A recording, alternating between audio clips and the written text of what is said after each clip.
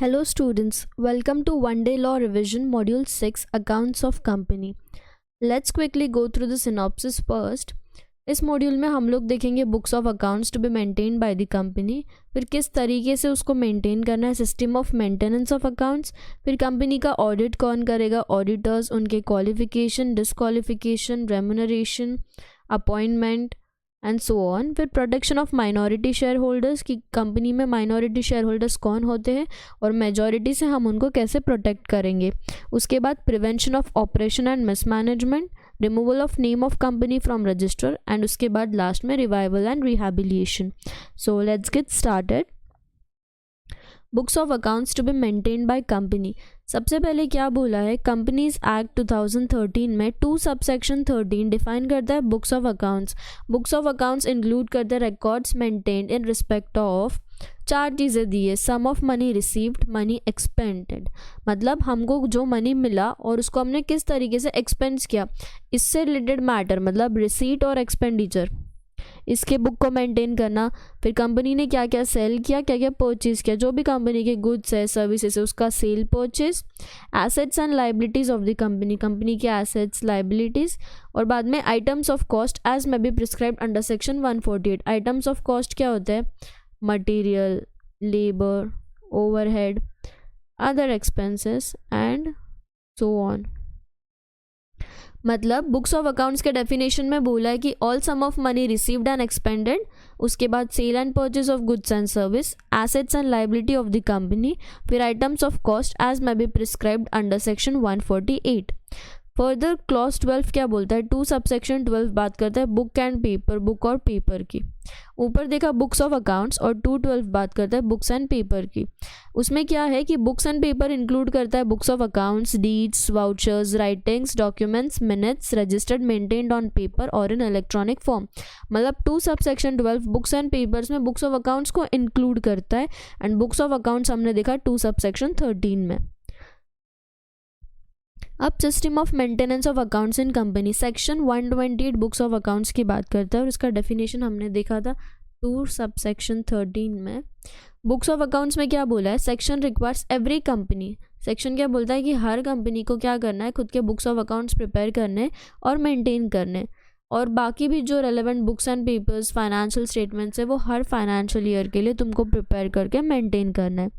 की features are as under कि books of accounts true and fair view देंगे, true and fair view of the state of affairs of the company, explains the transaction effected both at the registered office and an its branches. मतलब पहले तो तुम्हारे books of accounts true and fair view देंगे of the state of affairs of the company, और दूसरा हमको उसको registered office में मेंटेन करना है.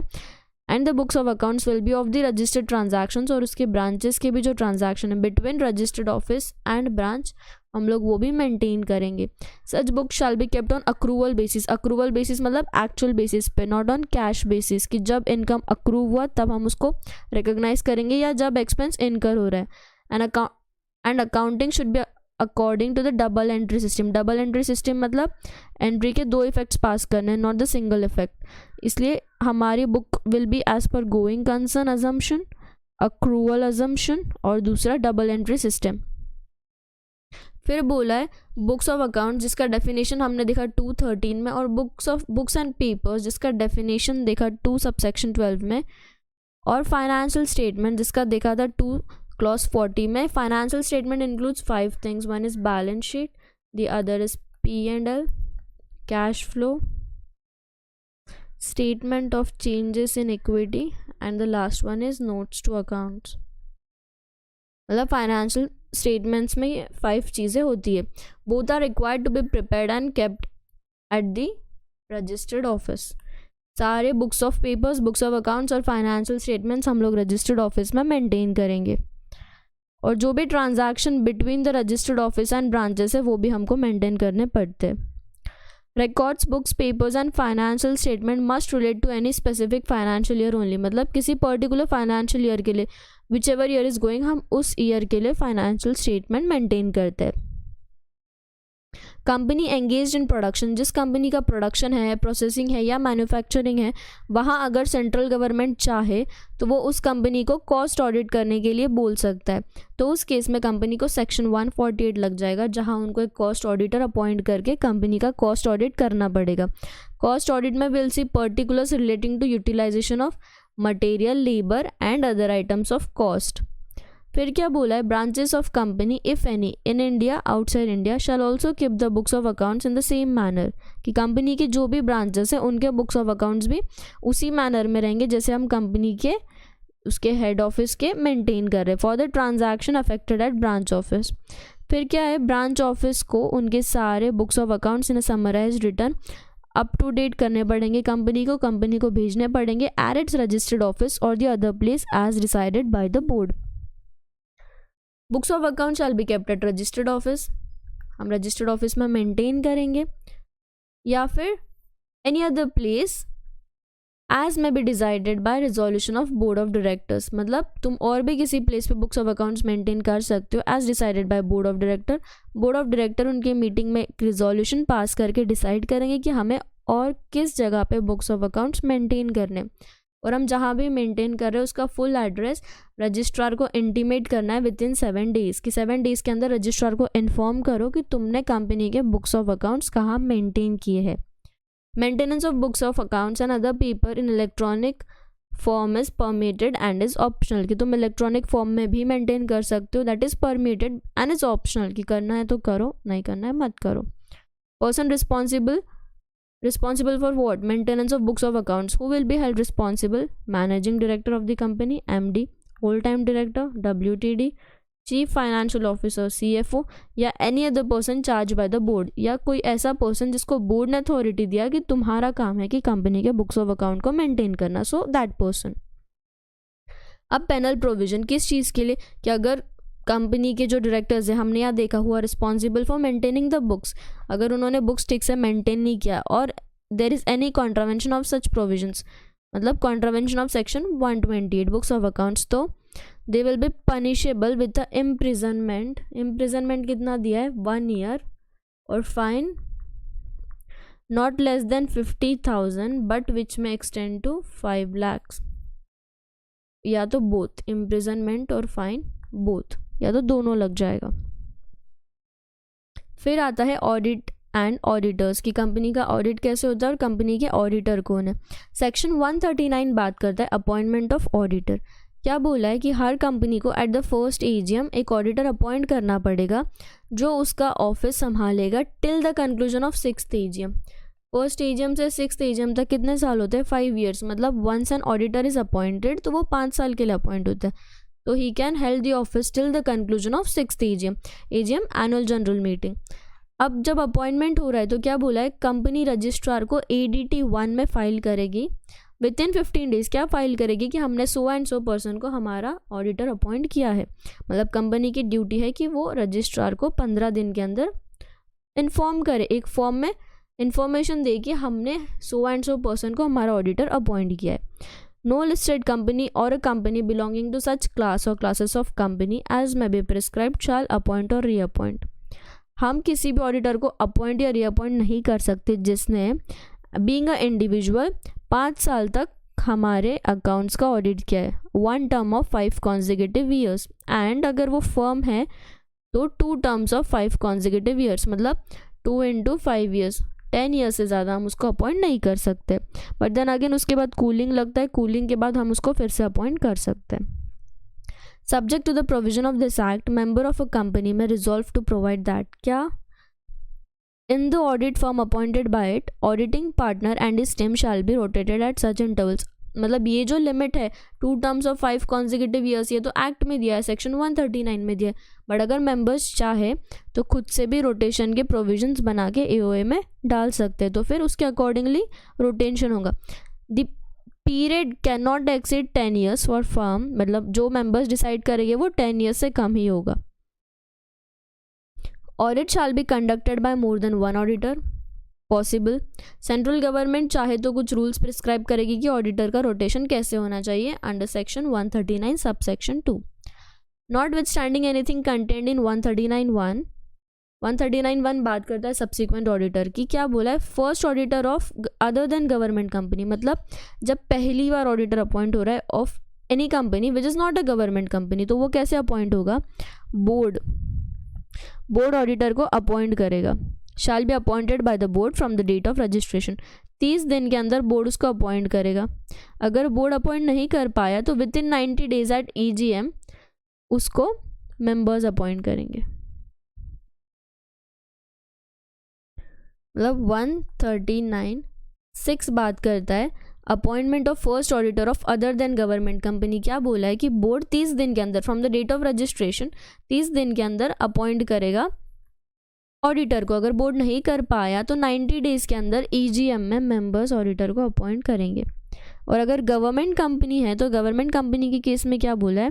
C&AG controller and auditor general of India 60 days के अंदर from the date of registration वो ऑडिटर को अपॉइंट करेगा। इफ़ C&AG फेल्स, अगर C&AG 60 डेज में नहीं कर पाया तो उस केस में कंपनी का जो बोर्ड है वो ऑडिटर को 30 दिन में अपॉइंट करेगा।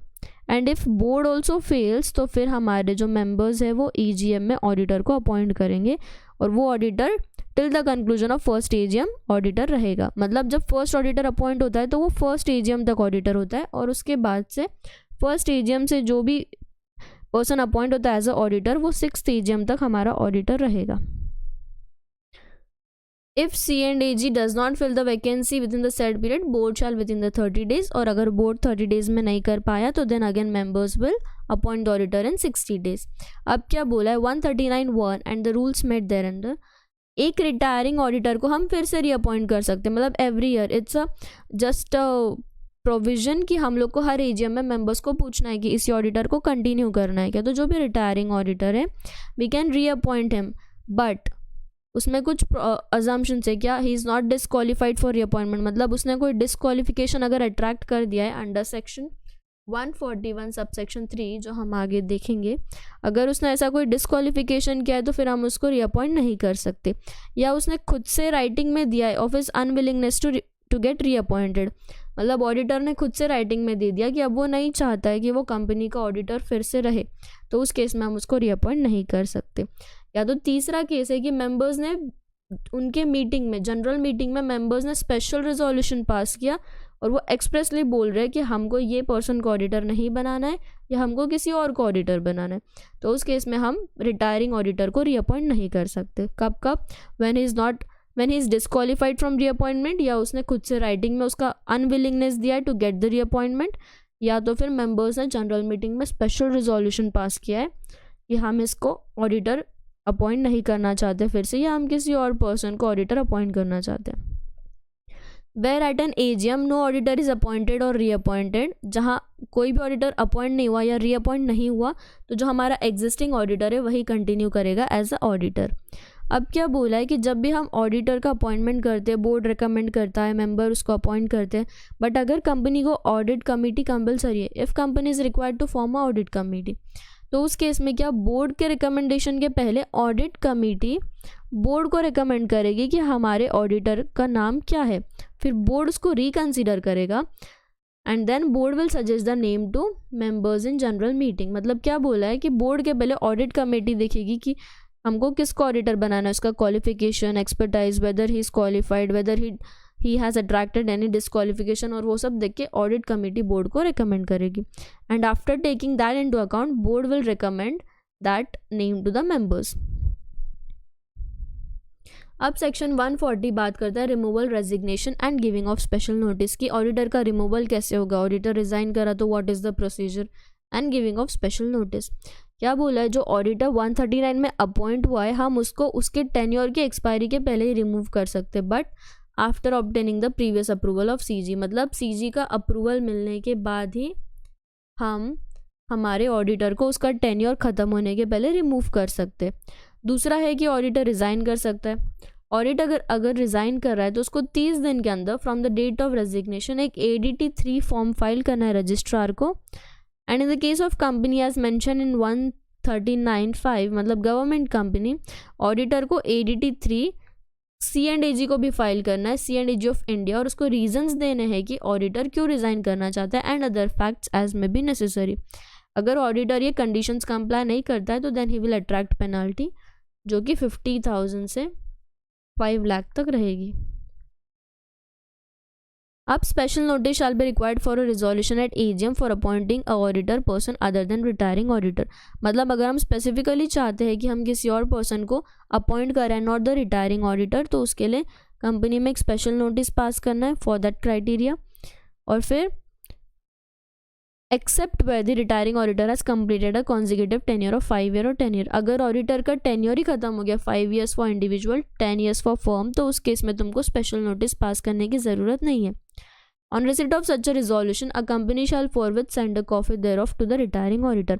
अगर ऐसे स्पेशल नोटिस आया कि हम इस ऑडिटर को अपॉइंट नहीं करना चाहते, तो कंपनी क्या करेगी, वो कॉपी रिटायरिंग ऑडिटर को भेजेंगे कि मेंबर्स ने नोटिस दिया है कि हम इस ऑडिटर को नहीं अपॉइंट करना चाहते वापस से।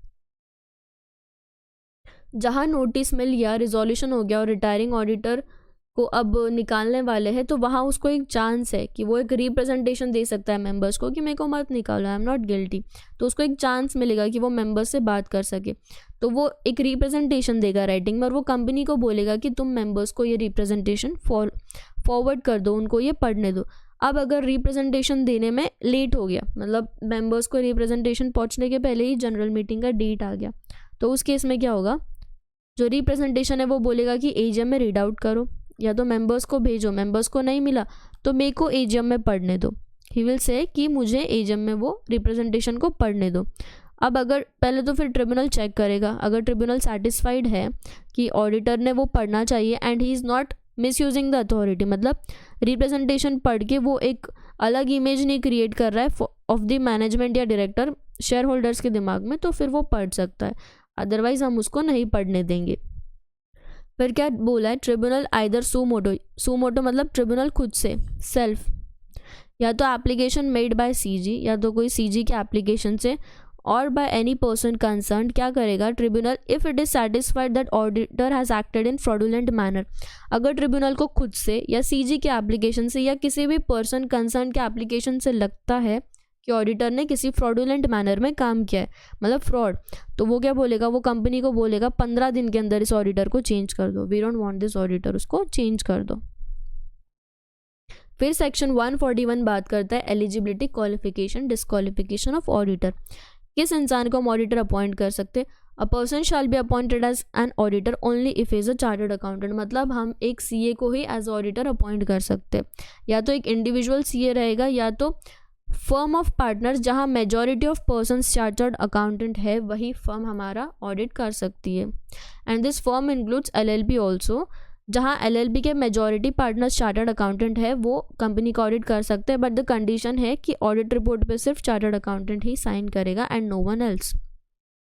Person who is a partner और हु इज़ इन एम्प्लॉयमेंट और officer of employ of the company, a person who is relative और पार्टनर, ये सब लोग नहीं साइन कर सकते, they are disqualified. These are the disqualifications: body corporate other than LLP, officer or employee of the company, या person who is employee or officer of the company, या जिसका related party transaction है, तो वो लोग audit नहीं कर सकते, दे आर डिस्क्वालिफाइड। अगर 141 सबसेक्शन 3 के अंदर कोई डिस्क्वालिफिकेशन हो गया तो पर्सन को उसका ऑफिस वेकेट करना पड़ेगा। What are the disqualification, body corporate other than LLP, LLP can be appointed as an auditor, but body corporate को हम अपॉइंट नहीं कर सकते। फिर उसके बाद है रिलेटेड पार्टी, कि अगर तुम्हारा सिक्योरिटी 1 लाख से ज़्यादा है और you are indebted to the company for 5 lakh and so on, उसके बाद तुम कंपनी के ऑफिसर एम्प्लॉय हो, so this are the disqualifications. या फिर तुमने 144 सेक्शन के अंडर कुछ सर्विसेज रेंडर की है, या फिर तुमने कुछ फ्रॉड किया है, या फिर you are disqualified to be appointed as auditor. 144 की सर्विसेज है कि ऑडिटर कुछ सर्विसेज बीइंग अ ऑडिटर उस कंपनी को नहीं दे सकता है, which will see in the next slide. फिर क्या बोला, अगर डिस्क्वालिफिकेशन हो गया 141 सबसेक्शन 3 में, तो फिर ऑडिटर को उसका ऑफिस वेकेट करना पड़ेगा और वो कैजुअल वैकेंसी हो जाएगा, मतलब सेक्शन 139 सबसेक्शन 8 अट्रैक्ट हो जाएगा, and casual vacancy is to be filled by board, मतलब board will recommend and then members will approve and that auditor will hold till the conclusion of next AGM.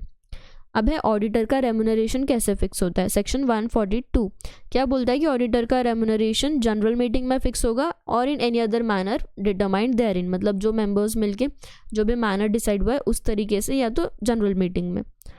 Provided that board में fix the remuneration of first auditor, first auditor के time पे general meeting नहीं होती है तो board उसका remuneration fix कर सकता है।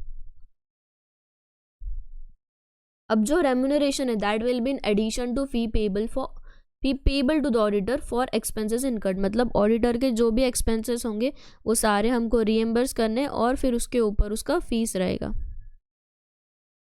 सेक्शन 143 बात करता है powers and duties of auditor and auditing standards. क्या बोला है कि ऑडिटर के पावर्स एंड ड्यूटीज क्या है। Every auditor of a company shall have right to access.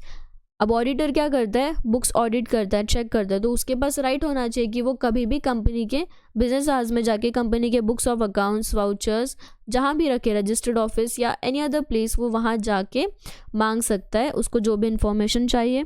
फिर वो रिपोर्ट करेगा मेंबर्स को on the accounts examined by him. तो पहले तो वो रिपोर्ट्स चेक कर रहा है, फिर वो मेंबर्स को रिपोर्ट कर रहा है कि उसने जो अकाउंट्स चेक किए, फाइनेंशियल स्टेटमेंट्स चेक किए, which are laid before the members in the general meeting, की कंपनी ने जनरल मीटिंग में जो फाइनेंशियल स्टेटमेंट्स मेंबर्स के सामने रखे तो they have been audited as per the auditing standards, की उसने उनको ऑडिट किया है properly as per the auditing standards, और फिर उसने उस बेसिस पे ऑडिट रिपोर्ट सबमिट किया to the members in general meeting.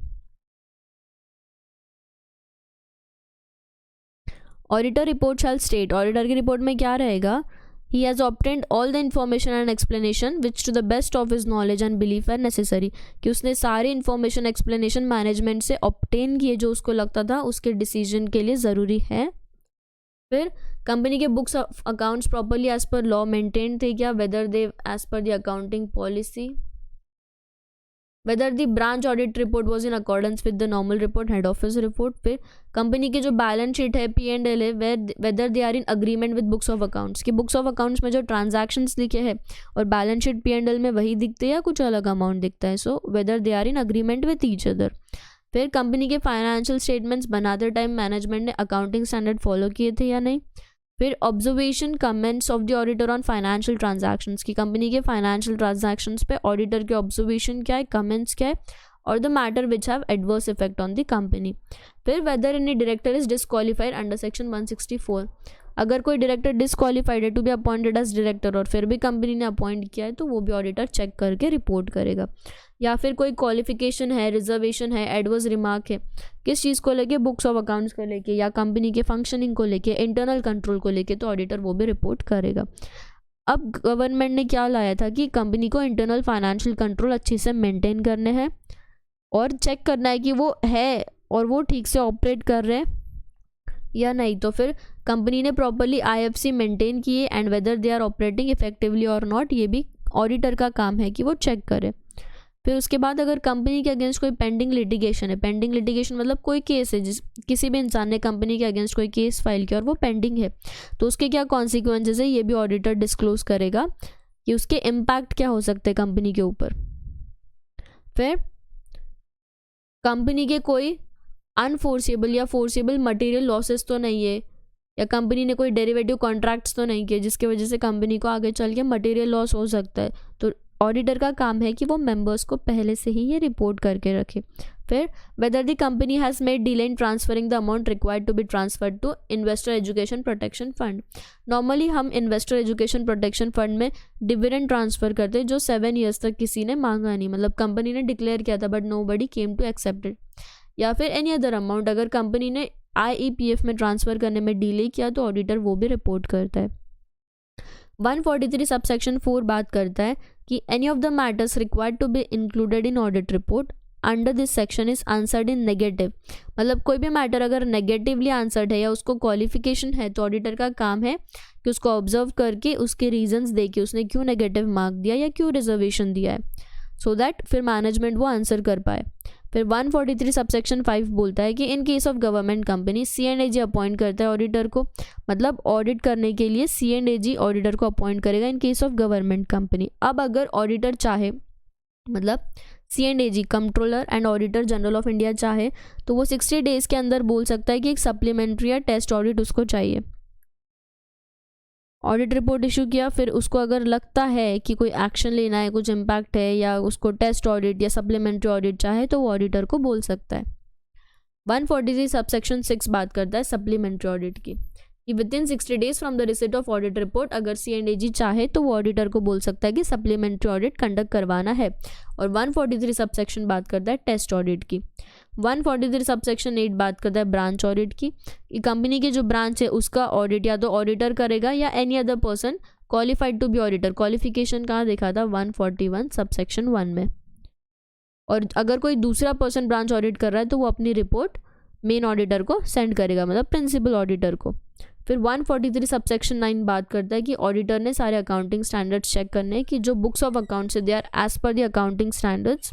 फिर 143(10) बात करता है कि central government may prescribe the standards of auditing as may be prescribe by ICAI। 143(11) बोलता है कि central government in consultation with NFR national financial reporting authority direct the audit report in case of specific class of companies shall include a statement of such matter as may be prescribed। 143 subsection 12 is again one important section. यहाँ हम बात करते हैं fraud की, कि अगर auditor को reason to believe है, auditor has reason to believe कि उसके पास कोई रीज़न है कि उसको लग रहा है कि कंपनी में कोई फ्रॉड है, offence involving fraud is been or has been committed against the company, किसने किया? By an officer or employee of the company. अगर उसको लग रहा है कि कंपनी के अगेंस्ट किसी ने फ्रॉड किया है, कंपनी के एम्प्लॉय ऑफिसर ने, तो ऑडिटर इस मैटर को इमीडिएटली रिपोर्ट करेगा to central government within such time and in such manner. अगर फ्रॉड के रीजंस है तो इमीडिएटली सेंट्रल गवर्नमेंट को रिपोर्ट कर दो। 143 सबसेक्शन 14 बात करता है कि जो भी प्रोविजंस है ऊपर के फ्रॉड के, सेम मुटाटिस मुटांडिस, मतलब as it is cost auditor को और सेक्रेटरी ऑडिट के केस में कंपनी सेक्रेटरी को अप्लाई हो जाएंगे। सेक्शन 143(15) बात करता है चार्टर्ड अकाउंटेंट, कंपनी सेक्रेटरी या कॉस्ट ऑडिटर जिसने ये प्रोविजंस कंप्लाई नहीं किया उनके लिए फाइन है 1 लाख विच में एक्सटेंड टू 25 लाख। 144 बात करता है auditor not to render certain service, अगर ऑडिटर ने ये सर्विसेज दिए तो he will be disqualified under section 141 subsection 3। क्या सर्विसेज है? Accounting and book keeping service, internal audit, design. मतलब ऐसे थोड़ी हो सकता है ना कि हम खुद ही बुक बना रहे हैं and we are only auditing, इसलिए हम ये सर्विस नहीं दे सकते। मतलब ऑडिटर बुक बना के खुद ही चेक नहीं कर सकते। इंटरनल ऑडिट मतलब इंटरनल कंट्रोल्स चेक करना ऑडिट का काम है कि कितने इफेक्टिव है, कितने इफिशिएंट है, इसलिए ऑडिटर इंटरनल ऑडिट डिज़ाइन नहीं कर सकता। Implementation of financial information system, accrual services, investment advisory services, actuarial services, investment advisory services, investment banking services and so on. Rendering of outsourced financial services, management services and so on. 145 बोलता है auditor to sign audit report, कि जो भी audit report auditor की है जो हम members के सामने AGM में लाने वाले हैं उस पे ऑडिटर का साइन मस्ट है। फिर 146 auditor to attend general meeting, कि जब भी जनरल मीटिंग हो रही है तो बोर्ड का काम है उसका नोटिस वो ऑडिटर को दे and auditor should attend all the general meeting and वो रिप्रेजेंटेटिव दे सकता है and has authority to be heard at such meeting. 147 बात करता है 139 से 146 के कॉन्ट्रावेंशन, अगर कोई कॉन्ट्रावेंशन है तो कंपनी के लिए फाइन है 25,000 से 5 लाख और ऑफिसर के लिए फाइन है 10,000 से 1 लाख और both. Protection of minority interest, अभी ये क्या है? जब भी डेमोक्रेटिक डिसीजन होते तो मेजॉरिटी जिसके पास है वो डिसीजन लेता है। अब इस केस में क्या हो जाता है, मेजॉरिटी के डिसीजन प्रिवेल करते हैं तो माइनॉरिटी के साथ कभी कभी गलत हो जाता है, तो उनको इंसाफ देने के लिए, उनका राइट प्रोटेक्ट करने के लिए हमने ये कुछ प्रोविजंस इंक्लूड किए। जैसे केस है फॉस वर्सेस हेयर बॉटल, वहाँ क्या था, decision taken by majority shareholder was binding on the minority. Now this principle has been replaced and minority shareholder have been given greater power under Companies Act. कि जो minority के साथ cheat हो रहा था, उनके साथ धोखा हो रहा था, उसको रिप्लेस कर दिया है और अब माइनॉरिटी को हमने ज़्यादा पावर दे दी है। अब ऑब्जेक्टिव क्या है? To protect the right of minority share holders and keep them updated from the rights, कि उनके जो राइट्स थे उसके अगेंस्ट जो क्वेश्चन था कि उनके राइट्स प्रोटेक्ट नहीं हो रहे, तो अब हम उनको प्रोटेक्ट कर रहे। To check that the shareholder relationship committees redressing the grievances of minority holder, कि जो हम शेयर होल्डर रिलेशनशिप कमेटी बनाते या स्टेक होल्डर कमेटी बनाते जिसका एक सोल काम होता है कि जो भी स्टेक होल्डर के ग्रीवेंसेस है उनको वो सॉल्व करे और प्रॉपरली नोट करे। तो वो कमेटी माइनॉरिटी शेयर होल्डर्स के इंटरेस्ट देखेगी, ग्रीवेंसेस सुनेगी और फिर उसको रिड्रेस करेगी, मतलब सॉल्व करने की कोशिश करेगी। Prevention of operation and mismanagement. Oppression जो टर्म है has been explained by Lord Cooper in the Scottish case of Elder versus Elder and Watson limited with approval of बैंको जे ऑफ सुप्रीम कोर्ट। इंडिया में था Shanti Prasad Jain versus Kalinga Tubes. In cases में क्या हुआ कि मेंबर्स के साथ गलत हुआ, उनको बोनस इशू नहीं किया या फिर उनको डिविडेंड नहीं दिया, मतलब कंपनी ने डिक्लेयर नहीं किया। In spite of having the profit company dividend नहीं दे रही थी, ना उनको बोनस राइट दे रही थी, ना कंपनी वाइंड अप हो रही थी, ना कंपनी ठीक से चल रही थी। तो उस केस में क्या हुआ, शेयर होल्डर्स के साथ अनजस्ट बिहेवियर था। Every share holder who entrust his money to company is entitled to reply. The complaining member must show that he is suffering from oppression in the capacity of member. मतलब जो भी member complain कर रहा है he will have to be the member of the company और उसको prove करना पड़ेगा कि उसके साथ ऑपरेशन कैसे हो रहा है, मतलब गलत कैसे हो रहा है।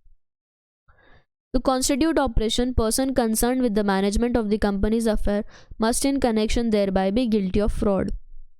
जिसके अगेंस्ट तुम कंप्लेन कर रहे हो must be guilty of fraud या मिसफियंस, चीट कर रहा है, मिसकंडक्ट कर रहा है टुवर्ड्स द मेंबर्स। अगर मेंबर्स के अगेंस्ट किसी ने भी गलत किया तो मेंबर उसके अगेंस्ट केस फाइल करता है। It does not include mayor domestic dispute between director and member और लैक ऑफ कॉन्फिडेंस। मतलब इसमें डोमेस्टिक डिस्प्यूट नहीं है, अगर सच में तुमको कुछ लॉस हुआ है, लॉस टू माइनॉरिटी या मेंबर्स ऑफ द कंपनी, तो फिर वो केस फाइल कर सकते हैं। Circumstances which amount to oppression. अब कब कब ऑपरेशन होता है, attempt to force new and more risky objects upon an unwilling minority. मतलब कंपनी रिस्की ऑब्जेक्ट्स लाना चाहती है जबकि माइनॉरिटी नहीं बोल रही है, दे आर अनविलिंग। क्यों? क्योंकि minority normally small share holders होते हैं, उन्होंने उनका हार्ड अर्न मनी कंपनी में इन्वेस्ट किया है। अगर कंपनी रिस्की प्रोजेक्ट्स लेंगी तो देर आर चांसेस कि वो पैसा डूब जाए, तो इसलिए वो अनविलिंग है, they are not ready to take up the risky projects. But फिर भी अगर कंपनी उन पर फोर्स करे तो this may lead to oppression. फिर attempt to deprive a member of his ordinary membership rights, कि मेंबर के पास राइट है कि उसको कंपनी के बोनस मिले, जब भी बोनस डिक्लेयर हो रहा है उसको डिविडेंड मिले। अगर he is deprived of the right, मतलब उसको वो राइट्स नहीं मिल रहे, तो उसके अगेंस्ट ऑपरेशन है। Suppressing notice of meeting to some of the members amount to oppression. कुछ मेंबर को मीटिंग का नोटिस ही नहीं मिला। ये क्यों नहीं मिला? क्योंकि कुछ लोग नहीं चाहते थे कि वो मीटिंग में आए। दे माइट बी नोइंग कि उनके वोट्स अगेंस्ट रहेंगे फॉर एनी पर्टिकुलर टॉपिक, तो उन्होंने उनको नहीं आने दिया, that is operation. Casual omission में नॉट बी ऑपरेशन, मतलब गलती से अगर नहीं गया तो दैट इज नॉट ऑपरेशन। पर अगर सिस्टमैटिक एलिमिनेशन ऑफ नोटिस है कि सिस्टमैटिकली तुमने जानबूझ के वो नोटिस उन तक पहुंचने नहीं दिया, तो then that is oppression. Continuous refusal by company to register shares with an ulterior motive of retaining control over the affairs of the company. Though the refusal once by the company may not be oppressive, but a continuous refusal by the company to register the shares, अगर company किसी के shares register ही नहीं कर रही है, उसको transfer हो चुके हैं बट कंपनी इज नॉट मतलब रजिस्टर में नाम मेंटेन नहीं कर रही, तो then again that is oppression. Failure to distribute the amount of compensation received on nationalization of business of company among members, कि कोई compensation मिला था और कंपनी वो members को डिस्ट्रीब्यूट ही नहीं कर रही हो, again that is operation. Issue of further shares benefiting a section of shareholder, registration of transfer in violation of article, irregularity in allotment and transfer of shares। मतलब कंपनी किसी particular class को shares दे रही है या registration का जो condition है वो इन वायलेशन टू आर्टिकल से, या अलॉटमेंट ठीक से नहीं हो रहा है, कंपनी जो शेयर्स ट्रांसफर कर रही है वो प्रॉपर्ली नहीं कर रही है, books of accounts properly inspect नहीं हो रहे हैं, एंड सो ऑन, तो that is operation. Violation of condition of companies memorandum, company के मेमोरेंडम में जो कंडीशन है उसका वायलेशन। प्रिवेंशन ऑफ मिसमैनेजमेंट, तो इस केस में सेक्शन 398। सेक्शन 398 क्या बोलता है? Relief in case of mismanagement. All the provisions are common with section 397। Mismanagement मतलब क्या? कंपनी ने ठीक से मैनेज नहीं किया, ऑपरेशन मतलब चीट किया, तो मिसमैनेजमेंट इज मतलब in line with oppression. Burden of satisfying tribunal that company shall be wound up is not in section 398। Likely section can be invoked not only when there is mismanagement, जहाँ mismanagement है वहाँ तो हम कर ही सकते, but also when it is likely that affairs of the company will be conducted prejudicial to the public interest, मतलब in harm to public interest or interest of company on account of material change। मतलब company में mismanagement तो है ही, but company के जो affairs है वो कैसे हम कंडक्ट करेंगे which are harmful to the public interest या इंटरेस्ट ऑफ कंपनी, तो दैट इज ऑल्सो मिसमैनेजमेंट। अब कब कब मिसमैनेजमेंट होता है? Managing director of the company continued in office after expiry of his term, की कंपनी का एमडी उसके एक्सपायरी के बाद भी, एक्सपायरी ऑफ हिज टर्म के बाद भी ऑफिस में है। Without a meeting been held to reappointment, मतलब उसका रीअपॉइंटमेंट भी नहीं हुआ और उसका टर्म एक्सपायर हो गया था, फिर भी he continued to be in the office. Prior to making fresh application to central government under section 269, the continuation of office under this condition was held to be mismanagement. Bank account was operated by unauthorized person, की company का bank account कोई unauthorized person operate कर रहा है। Sale of asset at low price and without compliance with the act, this is mismanagement, की company का bank account कोई भी कैसे हैंडल कर सकता है, कंपनी खुद के एसेट्स कम प्राइस पे कैसे सेल कर सकती है। Violation of statutory provision and those of articles. फिर बाकी और इंस्टेंसेस जहाँ लगता है कि जो मैनेजमेंट है कंपनी का ही वॉज ग्रॉस नेग्लिजेंट, या उन्होंने ठीक से उनका काम नहीं किया and that led to mismanagement. Prevention and corrective measures, section 397 और 398 पावर देता है सीएलबी को, कंपनी लॉ बोर्ड को, which is now NCLT, national company law tribunal. क्या उनको एक ऑर्डर देने का चांस है कि with a view to bring the end the matter, कि जहाँ भी ऑपरेशन हो रहा है या मिसमैनेजमेंट हो रहा है तो एनसीएलटी ऑर्डर पास कर सकता है, जैसे कि regulation of conduct of affairs, की कंपनी के अफेयर्स को ठीक से प्रॉपरली कंडक्ट करो। Purchase of shares of members by other members, consequential reduction of capital, termination or modification of contract with managing director, की जो भी मैनेजिंग डायरेक्टर है, मैनेजर है, उनका कॉन्ट्रैक्ट एंड कर दो, उनको निकाल दो, कैपिटल को कम कर दो, शेयर्स किसी मेंबर के किसी और को ट्रांसफ़र कर दो, termination of contract arrangement with other parties. ये सारे पावर एनसीएलटी के पास है as a preventive and corrective measure, कि मेंबर्स के अगेंस्ट कोई ऑपरेशन ना हो, मिसमैनेजमेंट ना हो। Removal of name of company from register of companies, section 248 से 252 बात करता है removal of name of company, कि कंपनी का नाम रजिस्टर में से रिमूव हो रहा है, मतलब कंपनी का एंड हो रहा है। Same has been notified with effect from, ये प्रोविजन आया 26 दिसंबर 2016 से।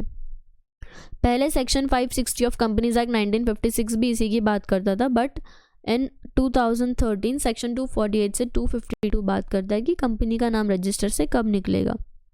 Strike off by ROC, ROC क्यों करेगा, ट्रिगरिंग इवेंट, क्या है किस इवेंट पे आरओसी कंपनी का नाम स्ट्राइक ऑफ करेगा, जब उसको लगता है cause to believe, he has reasonable causes to believe कि company has failed to commence its business within 1 year, कि कंपनी का इनकॉर्पोरेशन तो हो गया बट उसके 1 साल तक कंपनी अपना बिजनेस ही कमेंस नहीं कर पाई, मतलब स्टार्ट नहीं कर पाई, तो कंपनी का नाम हटा दो।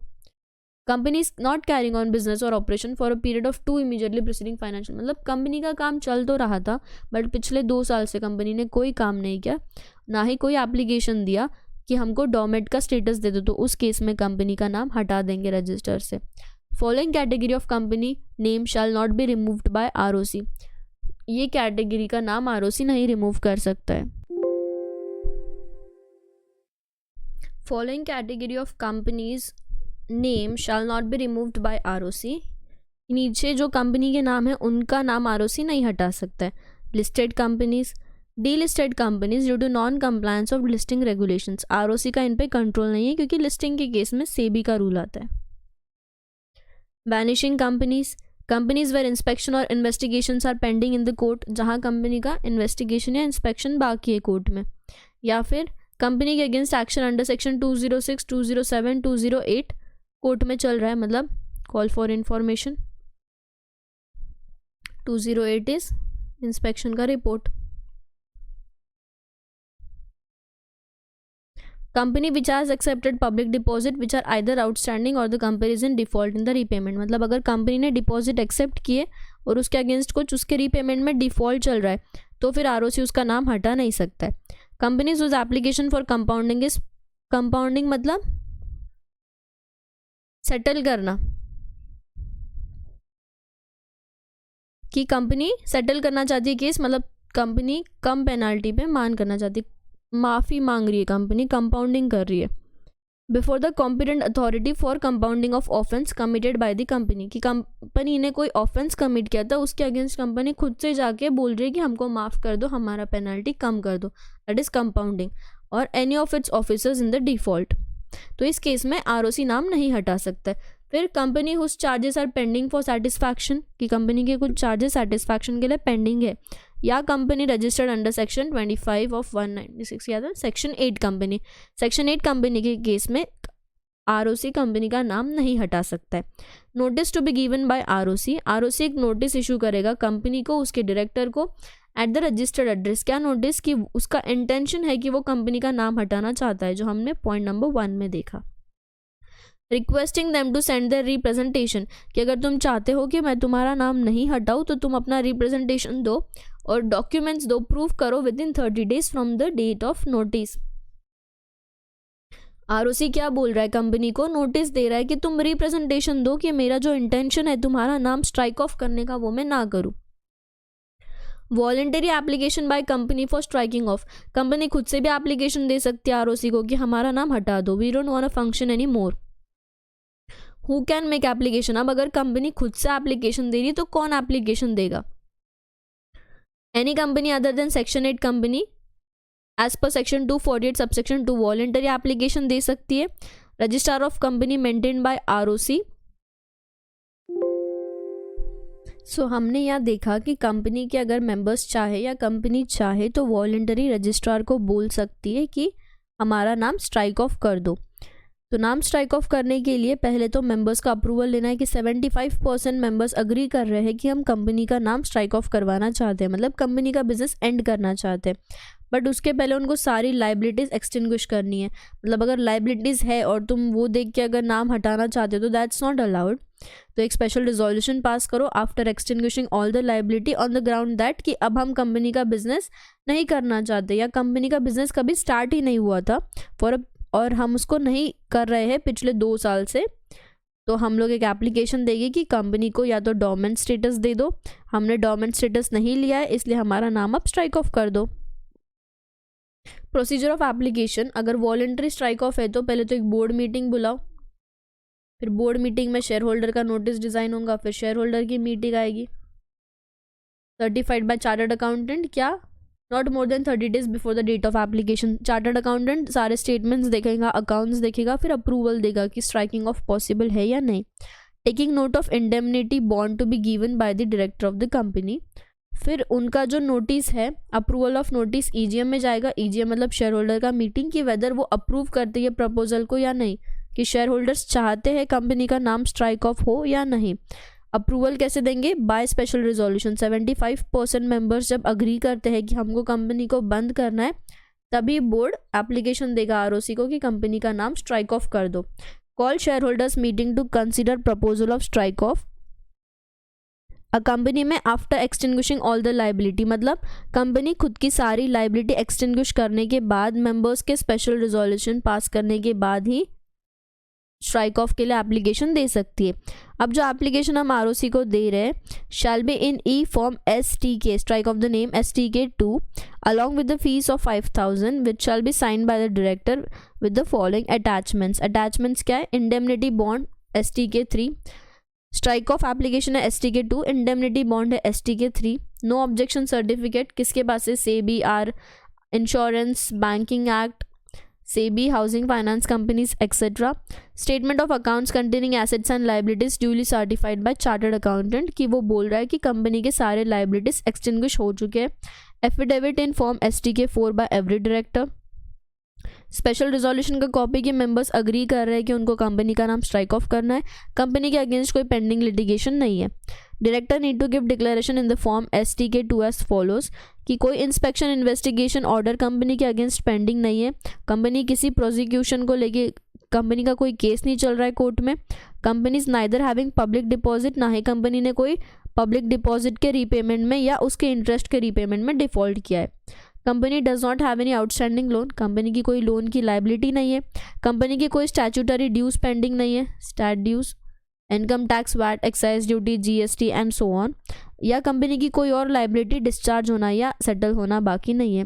ये सब पॉइंट्स देने के बाद STK2 में कंपनी सेक्रेटरी सर्टिफाई करेगा, चार्टर्ड अकाउंटेंट या cost accountant can also certify, और ये सर्टिफिकेशन हम लोग ROC को सबमिट कर देंगे और फिर कंपनी का नाम स्ट्राइक ऑफ हो जाएगा।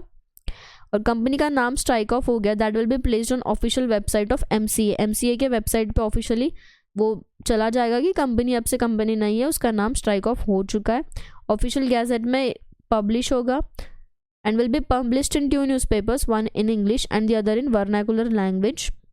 जो भी उस एरिया का लोकल लैंग्वेज है उस लैंग्वेज में हमको देना पड़ेगा कि कंपनी का नाम अब कंपनी के लिस्ट में से, रजिस्ट्रार की लिस्ट में से स्ट्राइक ऑफ हो चुका है। Undertaking by director and discharge of liabilities, assets of company shall be made available for the payment or discharge of liability even after the ordering or removing the name of the company from the registrar. फिर objection or suggestion, ROC shall intimate to the authority having jurisdiction over the company. ROC उनको intimate कर रहा है क्या, within 30 days from the date of issue of letter of intimation, वो income tax authority को, excise authority को, now GST authority को intimate करेगा कि कंपनी का नाम स्ट्राइक ऑफ हो रहा है। तो अगर तुम्हारी कोई लाइबिलिटी है तो कंपनी के अगेंस्ट एक्शन ले लो। Company will sell off the asset and pay the liabilities, stat dues के केस में। Dissolution of company if ROC has not received an objection, अब ROC ने सारे income tax authority, GST authority को एक notice भेजा कि कंपनी का नाम स्ट्राइक ऑफ करना है। अगर ROC को कोई ऑब्जेक्शन नहीं मिला फ्रॉम दिस अथॉरिटीज़ तो फिर ऑफिशियल गैजेट में वो पब्लिश करेगा, MCA की साइट पे पब्लिश करेगा कि हम कंपनी का नाम स्ट्राइक ऑफ कर रहे हैं। एप्लीकेशन और forms pending before central government, any application for striking off और form filed with ROC prior to commencement of this rule is pending or not disposed of, तो वो एप्लीकेशन को हम 1956 एक्ट के हिसाब से डिस्पोज करेंगे। मतलब बिफोर 2013 कोई अगर एप्लीकेशन कोर्ट में या ROC के पास पेंडिंग है for striking off the name तो फिर that will be in accordance with 1956 act. Revival and rehabilitation, ये कंसेप्ट आया था सिक कंपनी के केस में कि कंपनी का administration shall prepare or cause to be prepared a scheme of revival and rehabilitation of the sick company after considering the draft scheme 254। 2016 में एक amendment आया था जहां ये कंसेप्ट कंपनीज एक्ट से हटा दी गई थी, but as it is in your syllabus तो we are going to study this. Revival and rehabilitation scheme में provide any or more of the following measures, namely ये स्कीम में क्या बोल सकते हैं कि जो सिक कंपनी है उसका रिवाइवल रिहैबिलिटेशन मतलब क्या, वो सिक कंपनी को वापस से एग्जिस्टेंस में लाना, तो हम उसको कैसे ला सकते हैं। ये स्कीम बात करती है कि सिक कंपनी को हम कैसे फिर से नॉर्मल फंक्शनिंग में ला सकते हैं। तो one thing is financial reconstruction, कि जाके क्रेडिटर्स से मिलो, अदर लाइबिलिटी होल्डर्स से मिलो और उनको बोलो कि लाइबिलिटी कम हो सकती है क्या, कैपिटल रिड्यूस हो सकता है क्या, और एसेट्स की वैल्यू को फिर से रिकंस्ट्रक्ट करो। तो फाइनेंशियल रिकंस्ट्रक्शन करने से कंपनी की हालत सुधर सकती है। फिर कंपनी का मैनेजमेंट किसी प्रॉपर पर्सन को दे दो, take over of management of the company, या तो अमालगमेशन कर दो, जो सिक कंपनी है उसको किसी और के साथ अमालगमेट कर दो, किसी और कंपनी को सिक कंपनी के साथ अमालगमेट कर दो। इस केस में क्या होगा, जो दूसरी स्ट्रॉन्ग कंपनी रहेगी वो सिक कंपनी को अब्जॉर्ब करेगी, मतलब वो उसका ध्यान रखेगी, तो शायद सिक कंपनी का पोजीशन अच्छा हो जाए, मतलब वो कंपनी के इन्वेस्ट करने से। कंपनी का कुछ पार्ट या एसेट या बिजनेस किसी और कंपनी ने टेक ओवर कर लिया, कंपनी ने खुद के एसेट पार्ट को बेच दिया। Rationalisation of managerial person, supervisory staff and workman, such other appropriate preventive and remedial measures, की और कोई रेमेडियल या प्रिवेंटिव मेजर्स लेने से हम सिक कंपनी को ऊपर फिर से ला सकते हैं, उसकी हालत सुधार सकते हैं। रीपेमेंट या रीस्केड्यूलिंग और रिकंस्ट्रक्शन ऑफ द डेट, की डेट जो है हमारा, फॉर एग्जांपल हमने लोन लिया फॉर 10 ईयर्स, उसको रीस्केड्यूल कर दो, हम लोग उसको 15 ईयर्स में रीपे करेंगे, तो जो EMI रहेगा वो कम हो जाएगा। इंसिडेंटल, कॉन्सिक्वेंशियल या supplementary measures as may be necessary. अब सैंक्शन ऑफ स्कीम, जो भी स्कीम है रिकंस्ट्रक्शन की जो हमने इतने केस देखे उसका सैंक्शन कैसे होगा।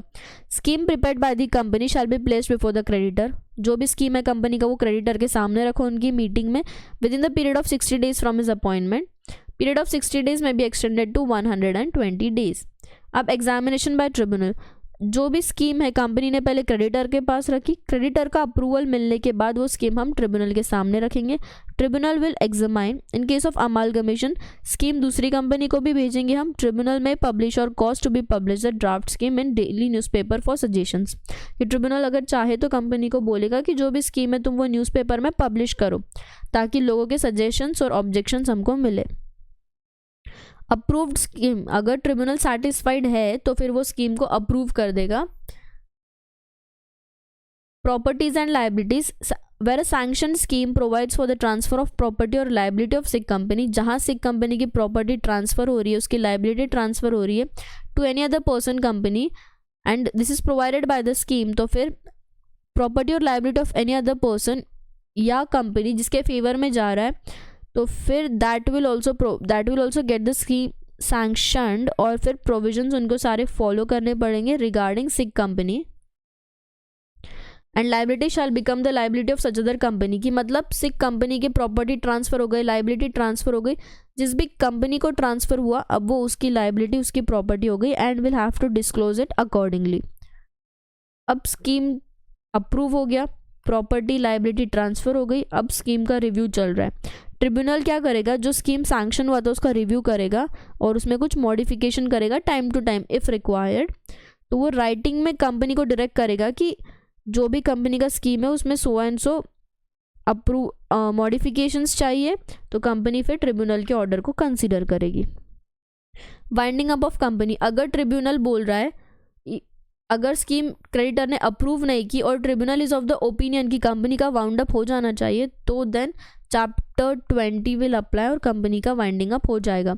Scheme to be binding on and from the date of company into operation, scheme shall be binding on the sick company, transferee company और such other company। मतलब एक बार स्कीम अप्रूव हो गई तो it will be binding on the sick company, फिर जो transferee company है जो उसको लेना चाहती है या एनी अदर कंपनी जो सिक कंपनी की प्रॉपर्टी या लाइबिलिटी या उसके मेंबर्स शेयर होल्डर्स को लेना चाहती है। इम्प्लीमेंटेशन ऑफ स्कीम, अगर ट्रिब्यूनल ने बोला कि स्कीम को इम्प्लीमेंट करने के पहले कुछ मॉडिफिकेशन है, उसके टर्म्स में कुछ चेंजेस है या कुछ टर्म्स टर्मिनेट करने हैं, तो फिर अकॉर्डिंगली हम स्कीम को एंटर करेंगे। Company will have to accept the modification issued by the tribunal. Let's again go through the synopsis.